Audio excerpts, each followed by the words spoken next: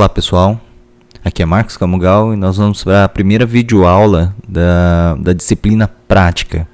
E nessa disciplina nós vamos ver uma técnica analítica chamada gravimetria. Toda vez que a gente vai ver uma técnica, é interessante a gente definir o que ela é. Basicamente, a técnica de gravimetria é a determinação quantitativa de uma espécie química qualquer, e geralmente em uma amostra complexa ou uma mistura, e nesse caso a gente vai utilizar como parâmetro de avaliação a massa dessa substância. A gente vai avaliar, utilizar como ferramenta analítica o peso, obtido através de uma balança. Bom, eu acho que sempre é interessante, de uma maneira didática, a gente ter uma visão macro do que seria essa técnica, e a gente comumente tem um conhecimento muito bom sobre essas noções de peso. Então, por exemplo, de um período X, marcado aqui como o início do nosso processo, com 50 quilos aproximadamente, e depois de um determinado período de tempo a gente chega até um outro peso qualquer, aqui elencado por 80 quilos, a diferença entre o seu início e seu final do processo tem aí uma diferença de 30 quilos, então é a massa que você ganhou durante esse período. Então a técnica de gravimetria, ela vai usar de forma análoga. Você tem uma massa inicial, tem uma massa final, e a diferença, seja ela para mais ou para menos, ela vai ser o nosso parâmetro analítico. Então, quando a gente fala da técnica de gravimetria, a gente está falando de uma variação de peso. Talvez a aplicação mais comum que a gente tem dentro do uso da agronomia, das ciências agrárias de modo geral, seja a determinação da umidade. A determinação da umidade nada mais é do que eu pego um material que contém água na sua estrutura, seja ela uma água adsorvida, uma água constitucional, e essa água ela é removida através de um processo de secagem, por exemplo, em uma estufa a uma temperatura de 60 graus ou 100 graus, dependendo das características do material, até obter um outro material, agora anidro, seco, livre dessa água, onde ela vai ter uma massa isenta da água inicial. Então, nesse nosso exemplo, vamos dizer que eu tinha um fertilizante orgânico que tinha uma massa inicial de 100 gramas. Após a secagem e a estabilização dessa massa, porque enquanto a água estiver saindo ela não é estável, depois de um tempo ela vai sobrar só o material não volátil, então ela vai se estabilizar. E aí a massa final ficou com 80 gramas. Então, nesse caso, quando a gente teve a perda de 20 gramas e considerando que toda a massa perdida foi água, aí a gente pode afirmar que nesse caso de uma massa de 100 para 80 gramas, 20% era a umidade, ou seja, era a massa de água que estava incorporada a essa amostra do nosso fertilizante orgânico. Por que a umidade é importante nas ciências agrárias de modo geral? Porque a partir dela a gente pode fazer a inferição de vários outros fatores, como, por exemplo, na quantificação dos teores nutricionais de um determinado composto. Então, nesse nosso exemplo que acabamos de ver, o nosso fertilizante orgânico tinha 20% de umidade. Vamos dizer que, quando eu sequei o material, eu peguei e fiz a análise química dele e determinei que eu tenho 2% de nitrogênio, 3% de P2O5, o nosso fósforo, e 1,5% de K2O. Todas essas quantificações, esses teores baseados na amostra seca. Só que a gente está falando de um material que vai ser aplicado em grande escala, com toneladas desse material no campo. E eu não vou poder secar todo ele para aplicar. Então, para saber exatamente quanto tem desse material, quanto tem desses nutrientes nesse material, eu vou ter que considerar então essa questão da umidade para fazer os cálculos e determinar qual que é a concentração dos nutrientes na massa úmida, né? Quanto que tem em cada um. Então, para a gente visualizar isso, eu vou considerar o nitrogênio como exemplo.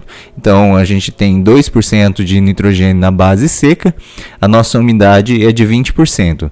Então, se eu sei que em 100 gramas do fertilizante seco eu tenho 2 gramas de nitrogênio, né, porque é 2% dentro desse total. Em 100 gramas de fertilizante seco, eu tenho 120 de fertilizante úmido, né, considerando que a nossa umidade é de 20%. Então, eu acrescento, né, 20 gramas de água a essa minha massa. Então, aquela massa seca, que era 100 gramas, passou a ser 120. Então, eu sei que agora, naqueles 120 gramas, eu tenho 2 gramas de nitrogênio, porque a massa de nitrogênio não muda. Mudou a massa total, né, porque a água foi incorporada, mas a massa de nitrogênio ficou igual.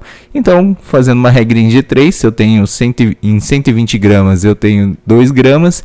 Em 100 gramas, né, que nesse caso, nós queremos o resultado expresso em porcentagem, né, por isso em 100 gramas, a nossa concentração de nitrogênio é 1,6%. Isso é lógico, né? O valor tem que diminuir realmente, porque foi acrescentado água, ocorreu uma diluição do nosso elemento químico dentro desse processo. Tá? Então, através de regras de 3 simples, ou pela simples interpretação da compreensão dessas massas adicionadas, dá para a gente calcular facilmente o processo. Tem gente que gosta de trabalhar com fórmulas, então você pode utilizar algumas fórmulas para poder determinar isso. A fórmula mais comum que a gente encontra na maioria dos manuais de métodos é essa aqui. A concentração úmida é igual à concentração da amostra seca vezes 100 menos a porcentagem da umidade determinada, no nosso exemplo era 20, né, sobre a massa total, 100. Então, para o nosso exemplo, depois você pode calcular aí, nitrogênio 2% ficou 1,6, P2O5, que era 3%, ficou 2,4, K2O, que era 1,5, ficou 1,2. Né? Então, a gente tem aí os teores de NPK corrigidos para a massa úmida. Então, dentro das ciências agrárias, essas conversões na taxa de umidade é muito comum, é uma aplicação muito comum, e para isso, né, basicamente a gente está utilizando uma técnica gravimétrica. Nesse caso, uma gravimetria de volatilização, onde eu elimino a água através do uso da temperatura. Bom, a gente pode utilizar também a gravimetria de forma analítica, né, por outra técnica que seria a gravimetria de precipitação. Um exemplo clássico dentro das ciências agrárias é a determinação de enxofre em amostras de fertilizantes ou outros compostos agronômicos também, como matérias-primas, insumos de modo geral. Nesse caso aqui, eu estou utilizando como exemplo o Manual de Métodos Oficiais para Fertilizantes Corretivos do MAPA, né, do Ministério da Agricultura, Pecuária e Abastecimento, onde lá no item 9, capítulo 9, ele tem a determinação de enxofre pelo método do sulfato de bário, método gravimétrico do sulfato de bário. Bom, o que consiste esse método? A gente vai, primeiramente, eu vou pegar a minha amostra sólida de fertilizante, solubilizar ela através de um procedimento de preparo de amostra. Essa amostra dissolvida vai ter um enxofre na forma de sulfato, né, um elemento, é a forma mais estável do enxofre que se encontra na natureza. Então, na forma do sulfato, quando presente o bário, ocorre uma reação onde ocorre a formação do sulfato de bário, que é um composto com solubilidade muito baixa. O sulfato de bário tem uma constante de solubilidade tão baixa que ele acaba precipitando nas soluções. E esse sulfato de bário precipitado, a gente separa ele através de filtração e pesa. A partir da massa obtida de sulfato de bário, a gente pode calcular o teor de enxofre na nossa amostra. Né? Então, vamos dar uma olhada aqui. Eu copiei ipsiliteres o procedimento de determinação de enxofre manual de métodos, onde a gente vai ver rapidinho aqui. Bom, primeira etapa é uma etapa de extração, onde a gente vai pesar uma massa de 20 a 150 mg de enxofre e transferir para um becker de 250 a 300 ml. Essa massa de 20 a 150 mg de enxofre é uma referência. Eu não posso colocar muito mais do que isso, porque vai ultrapassar a capacidade do bário, precipitar tudo, e eu não posso colocar muito menos do que isso, porque senão a massa vai ser tão pequena que eu não vou conseguir quantificar com precisão. Depois eu vou fazer uma extração com ácido, né? Eu vou utilizar ácido clorídrico concentrado para remover o sulfato da amostra, né? Então eu vou fazer uma extração a quente e com o uso de ácido e água e remover, né, todo o enxofre presente na minha amostra fertilizante. Vou acrescentar um pouco mais de água para deixar fervendo essa mistura toda. E depois eu vou filtrar esse material. Todo sulfato, teoricamente todo sulfato que continha na amostra saiu para a solução aquosa que a gente tem contida agora, né, nesse extrato aquoso, né, ácido com água. Adiciono, né, pequenas porções de águas aquecidas para fazer a transferência completa, né, do sulfato da amostra para a solução. Bom, a determinação ela é feita através da adição do bário a essa nossa solução, né? E eu já tinha falado que o bário em presença do sulfato vai precipitar como sulfato de bário. Então aqui inicialmente eu coloco poucas gotas de cloreto de bário nessa solução, deixo ele agir um pouquinho para gerar pontos de nucleação. Depois eu aumento a concentração de bário, né, adicionando uma quantidade maior para que ocorra a precipitação total.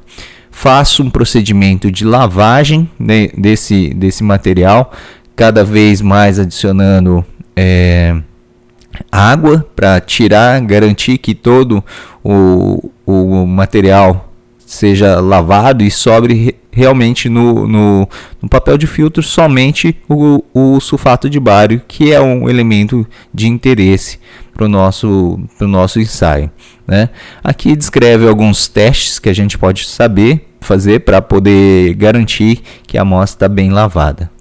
Bom, a determinação que a gente vai fazer é uma determinação da massa, né? Eu vou pesar esse material precipitado, só que é muito difícil de separar o precipitado do papel de filtro que a gente utilizou. Então o que eu faço? Eu pego todo esse conjunto, que seria o meu precipitado mais o papel de filtro, coloco ele num cadinho e levo ele para uma mufla de aquecimento. Essa mufla tem como objetivo, é um forno com elevada temperatura, tem como objetivo, além de secar, né, o material, o sulfato de bário que a gente está utilizando, está querendo quantificar, ele vai queimar também o papel. Então ele vai mandar o papel de filtro embora, né, não vai sobrar nada dele, é um papel especial que não tem cinzas, e aí basicamente só vai sobrar o sulfato de bário nesse nosso cadinho. Então eu elimino o papel e sobra só o sal que a gente quer monitorar. Faço isso durante um período de tempo, nesse caso aqui cerca de 30 minutos de aquecimento é suficiente. Deixo ele esfriando num dessecador, que nada mais é que um recipiente hermeticamente fechado, livre de umidade, né, onde eu espero esse conjunto esfriar e aí eu peso. A partir dessa equação, né, que aqui está mostrada, eu posso calcular qual é a porcentagem de enxofre nessa minha amostra. Essa é a equação que o manual de métodos apresenta para nós. Então eu simplesmente substituo aqui a massa do precipitado, né, a massa que ficou naquele cadinho após a minha pesagem, e a massa da minha amostra que eu usei no início, né? Então se eu coloquei lá 1 grama, meio grama da minha amostra, essa vai ser a massa inicial. que a gente vai apresentar aqui. E essa equação vai fornecer para nós aqui a porcentagem de enxofre. Como é uma disciplina de química e é interessante muitas vezes a gente entender o processo sem fazer uso dessas fórmulas, vamos olhar um pouco mais detalhadamente o processo que a gente tem. Então, operacionalmente, o que a gente vai fazer é isso. Eu vou pesar 1 grama de amostra, aproximadamente, seria isso. Vou fazer todo aquele procedimento de ataque ácido, colocar o ácido clorídrico, fazer a extração, filtrar. O material filtrado, eu vou fazer a adição do cloreto de bário, né, onde vai fazer a introdução do bário. Vai ocorrer a nucleação, depois a precipitação. Esse material precipitado, eu vou lavar ele com bastante água, separar todo o material sólido, né, e tudo que não for interessante, que não for sulfato de bário, eu também vou lavar ele. E eu vou pegar esse papel de filtro e calcinar. Vou aquecer ele lá a 800 graus na mufla para eliminar todo o papel e sobrar apenas o sulfato de bário. A partir disso, eu vou ter a massa do meu sal, né, daquele 1 grama que eu pesei inicialmente, eu obtive uma massa de por exemplo, aqui 0,728 gramas desse material sólido. Bom, tem uma massa inicial, tem a massa final, né, após todo o processo que eu executei. A gente precisa calcular agora o quanto que eu tenho de enxofre. A reação química que a gente está utilizando nesse exemplo é do bário com sulfato. Então, o nosso produto da reação é o sulfato de bário, o BaSO4. Vamos olhar agora as massas relativas. Então, eu tenho aqui uma massa de 0,728 gramas de sulfato de bário, que é o material remanescente lá da calcinação. Sei que o bário tem uma massa atômica de 137 gramas por mol, o enxofre é 32 gramas por mol e o oxigênio 16 gramas por mol, aproximadamente. Então, o nosso composto, né, a massa molecular, é 233 gramas por mol. Com essas informações, eu posso fazer uma relação. Se eu tenho, no total, 233 gramas e nessa massa de 233 gramas, 32 gramas é o enxofre, se eu tenho, então, o meu sal lá que eu obtive é 0,728, eu vou ter, então, 0,1 gramas de enxofre. Né? O meu X ali seria de 0,1 gramas de enxofre. Sei que no início eu pesei 1 grama dessa minha amostra e fiz todo o processamento dele, garantindo que todo o enxofre fosse removido da minha amostra. Então eu posso afirmar, né, fazer uma relação que em 1 grama da amostra eu tenho 0,1 gramas de enxofre. Ou seja, se a gente fizer uma regrinha de 3, que 1 grama é tudo que eu tenho, é meu 100%, 0,1 grama seria quantos por cento disso? Então indica para nós que eu tenho 10% de enxofre dentro dessa minha amostra. Então esse é um outro exemplo que a gente tem do uso da gravimetria e bastante aplicada às questões agronômicas, né, que a gente tá fazendo uso geral. Bom, nesses exemplos que eu dei, né, da umidade e dessa reação do enxofre, um parâmetro muito comum sempre é a eliminação de água. Então é importante a gente ver os tipos de águas que a gente tem. Então, quando a gente está falando de águas, basicamente eu tenho 2 tipos. As águas não essenciais, que são aquelas águas de adsorção. Elas podem ser águas higroscópicas ou de adsorção, águas ocluídas e água de imbebição. Tá? O que seria então a água higroscópica? É aquela água que o meu composto, o meu sólido em si, ele tem uma afinidade muito grande com a água, então a própria umidade atmosférica acaba interagindo com esse meu composto, né, e formando uma película sobre a sua superfície, podendo o próprio sólido se liquefazer nessa água que ele captura do ar. Um exemplo muito comum que faz parte do nosso dia a dia é o sal de cozinha. em dias que a umidade é muito elevada, a gente percebe que o sal de cozinha ele fica melado, ele absorveu água, né? Ou seja, ele teve uma característica higroscópica.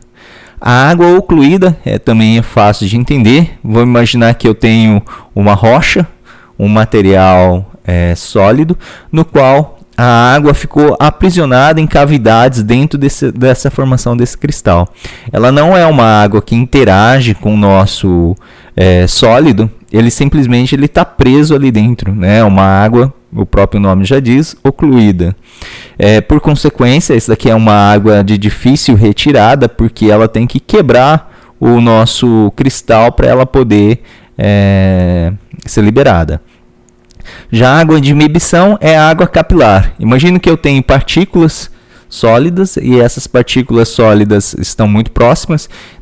Entre elas existem pequenos vazios que podem ser preenchidos por uma água de umidade. Por exemplo, uma chuva caiu e nos poros das argilas, dos grãos de areias do solo, ele pode reter essa água. É uma água de capilaridade. A gente tem também as chamadas águas essenciais. Essas águas, elas fazem parte da constituição da minha molécula, né? Ou do cristal ou da minha molécula. No caso, quando a gente intercala moléculas de água à estrutura cristalina, né? Não necessariamente à composição molecular, mas ao cristal em si, essa água é chamada água de cristalização. Um exemplo é o sulfato de cobre, onde eu tenho 5 águas incorporadas à estrutura do cristal. Ela não faz parte do sulfato de cobre, mas sim do cristal do sulfato de cobre. Então, a figura ao lado aqui, a gente pode ver que eu tenho a minha molécula de sulfato ligada ao cobre e as moléculas de águas aqui fazendo as pontes entre esses retículos cristalinos e montando o cristal do sulfato de cobre.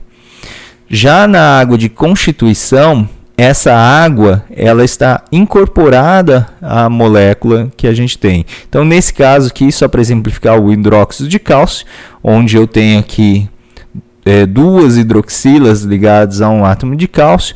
Quando eu submeto isso aqui a elevada temperatura, vai gerar o óxido de cálcio e essa hidroxila sai na forma de uma molécula de água. Então, o aquecimento dessa molécula, desse hidróxido de cálcio, acaba gerando uma molécula de água. Então, essa é o que a gente chama de água de constituição. E essa água que faz parte da estrutura é uma água de cristalização, né? Tanto a água de constituição como a água de cristalização, elas são águas que têm uma relação estequiométrica muito bem definida com o nosso elemento, com o nosso composto químico que a gente está falando, né? Ou o óxido de cálcio ou o sulfato de cobre aqui, como um exemplo que a gente tem. Então, esses são os tipos de águas que a gente tem na maioria dos sólidos, né? Tanto as águas não essenciais, que são aquelas águas de adsorção, elas são importantes, né, que seria aquele exemplo dos cálculos de umidade que a gente tem, e como também as águas de cristalização e de constituição, elas também são importantes em processos como, por exemplo, preparação de calcários, uso de matérias-primas para a produção de fertilizantes e alguns outros compostos, né, alguns outros produtos em si. Bom, o que a gente normalmente utiliza na atividade laboratorial é uma exemplificação de determinação de água de cristalização em alguns sais, né, onde a gente discute parâmetros como erro, exatidão, precisão e algarismos significativos. Esse será o tópico de uma próxima aula que vai ser apresentada, né, mas hoje nós vamos falar especificamente de gravimetria. Bom, para a técnica de determinação da água de cristalização, nós vamos fazer o uso de 4 sais: o sulfato de cobre, sulfato de alumínio e potássio, né? O sulfato de alumínio e potássio é um sal duplo, com duplo cátion, o sulfato de magnésio e o sulfato de cálcio, tá?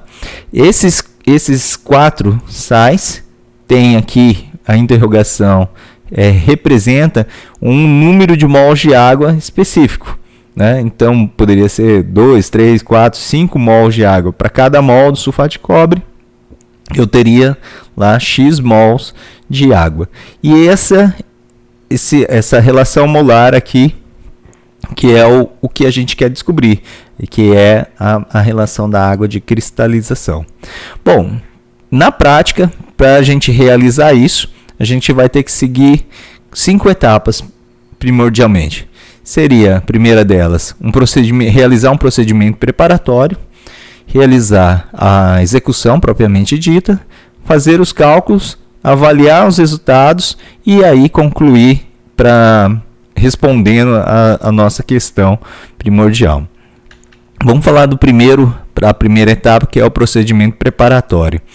Bom, como a nossa medida é massa, eu preciso descontaminar todo o material que eu vou fazer, limpando ele o mais perfeitamente possível para poder não ter interferências de massa, seja ela de umidade ou seja ela de um óleo, por exemplo, do nosso dedo, né, da pele, que deixa impregnado lá, que vai dar um acréscimo na massa dos materiais que a gente está utilizando.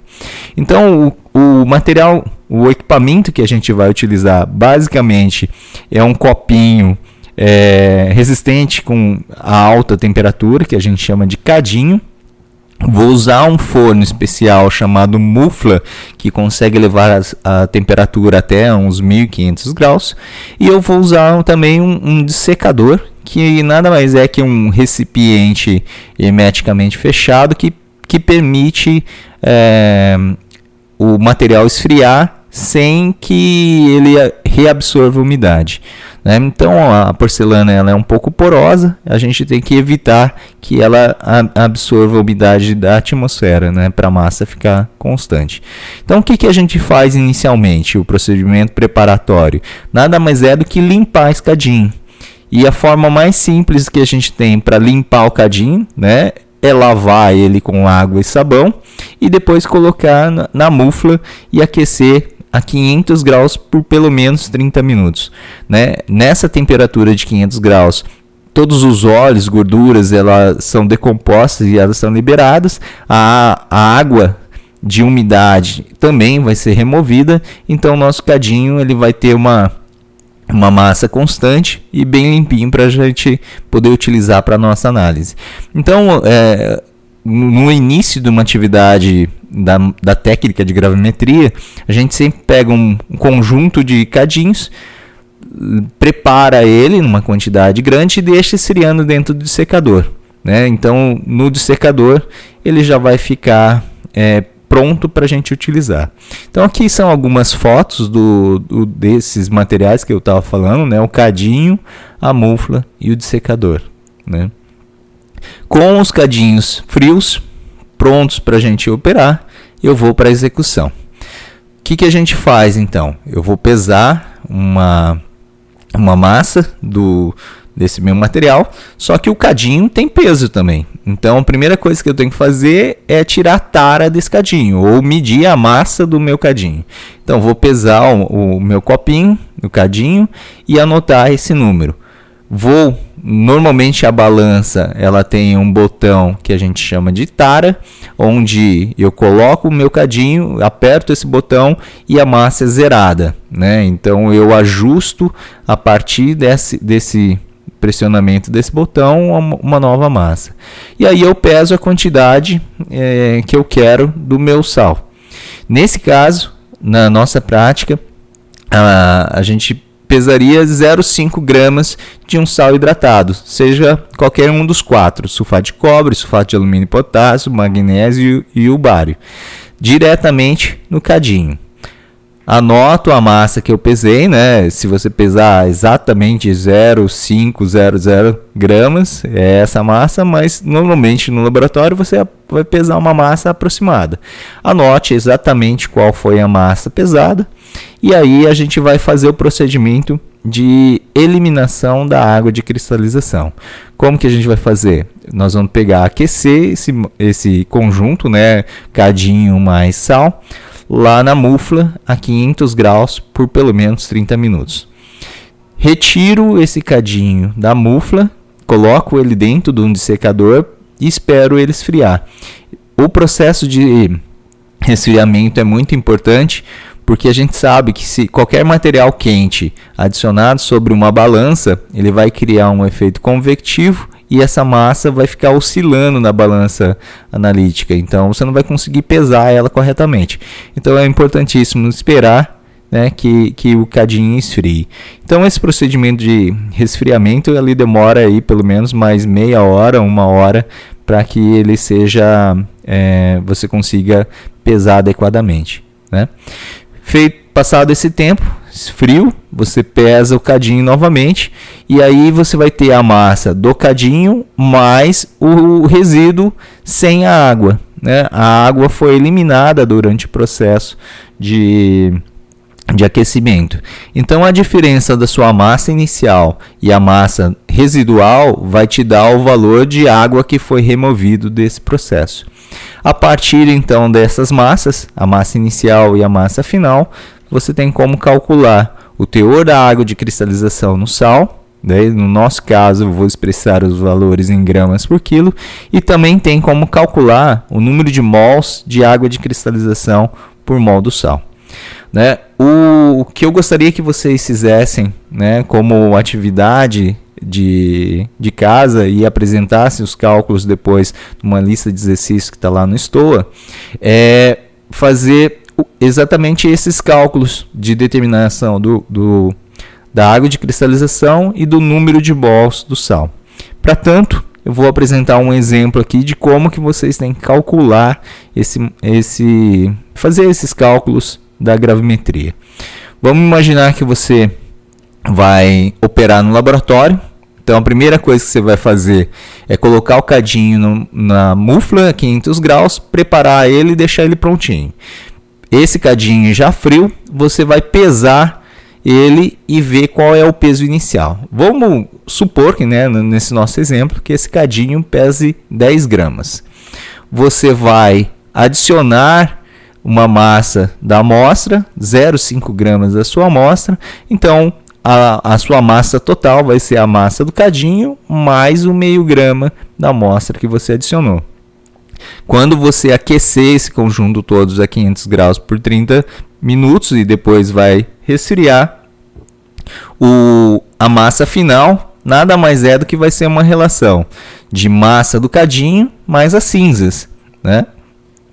A diferença, né, nesse nosso exemplo aqui, a massa, o conjunto total ficou em 10,3196 gramas, né? A diferença entre o 10,5 e o 10,31 é a massa de água que foi eliminada, né? Então a massa de cinzas ficou em 0,31 gramas e a massa de água, né, daquele 0,5 que a gente tinha, 0,18 gramas, é a massa do material volatilizado. No nosso caso aqui é a água, o que foi embora foi a água. Se vocês somarem o 0,18 mais o 0,31, vai dar o 0,5, que era a massa inicial do nosso produto, do nosso material que a gente está. Nesse caso, nesse exemplo, o sal que a gente pesou é o sulfato de cobre, né? O X ali indica o número de mols, e é isso que eu quero descobrir. Bom, só que aqui a gente já tem uma informação. Eu sei que meu sal era hidratado. Eu tenho o sulfato de cobre com X água. Sei pela análise química, pela análise gravimétrica, que a massa de água era de 0,1804 gramas. E a massa do sal anidro é 0,3196 gramas. Eu tenho aqui já uma proporcionalidade. Já sei qual é a massa do sal, sei qual é a massa de água. Se a gente calcular agora, transformar isso em termos de gramas por quilo, né? Eu quero saber quantos gramas eu teria de água em 1 quilo da amostra. Isso é facilmente calculado por uma simples regra de 3, né? Se eu tenho 0,18 gramas, né, de água em 0,5 gramas, né, do meu sal hidratado, aqui eu faço pela massa total, em 1 kg de amostra, né, do sal hidratado, eu teria 360,8 gramas por quilograma. Então o cálculo de gramas por quilograma já sai direto aqui através dessa minha massa de água que foi eliminada no processo. Então é uma regrinha de 3 simples: 0,18 0,05 gramas é o meu total, eu tenho 0,18 de água, em 1000 gramas do total eu teria X. Eu posso também calcular uma relação estequiométrica. Vou fazer uso então para determinar quanto que eu teria em 1 mols a massa molar. Então o cobre com o sulfato, isso dá aqui 159,61 gramas por mol, e 1 mol de água é 18 gramas, né? Os hidrogênios mais oxigênio dá 18 gramas. Então, considerando essa proporcionalidade, a gente pode fazer isso também, outra regra de 3, para saber quantos mols de água eu teria, né, se eu tivesse 1 mol do sulfato de cobre. Sei que a minha proporcionalidade aqui é de 0,3196 do sulfato de cobre para 0,18 da água. Então, se eu tenho 159,61, que isso aqui é 1 mol de sulfato de cobre, quantos que eu teria de água? Que dá, então, 90,09 gramas. 90,09 gramas de água equivale a 5 mols. Né? Então, em 1 mol de sulfato de cobre, eu tenho 5 mols de água. Então, aquele xzinho que era a nossa incógnita, agora ela já foi definida aqui no nosso cálculo como 5 moléculas de água. É exatamente esse cálculo que vocês vão ter que repetir. Lá no Stoa tem uma lista de exercício onde gostaria que vocês fizessem o cálculo de 4 sais diferentes, apresentassem as respostas no Stoa, né, mandem as respostas por lá, e ele tem que ser entregue até sexta-feira do dia 27, tá bom? Até mais então, pessoal. Qualquer dúvida, por favor, escreva no fórum. Obrigado, abraços, tchau.